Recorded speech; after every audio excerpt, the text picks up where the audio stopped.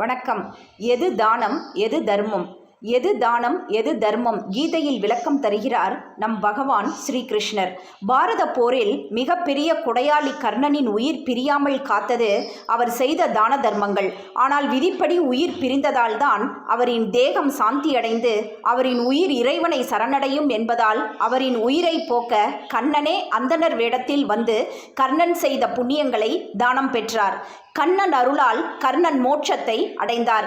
இது குறித்து சூரிய தேவன் கண்ணனிடம் தானம் தர்மம் இவற்றிற்கு உள்ள வித்தியாசத்தை விளக்குமாறு வேண்டிக் கொண்டதன் பேரில் கண்ணன் கூறிய தான தர்ம உரைதான் கீழே உள்ளது. தானம் என்பது பிறருக்கு தேவையானவற்றை அவர் கேட்டோ அடுத்தவர் நிலை கூறி அறிந்த பின்னரோ தருவது. இதுதான் தானம்.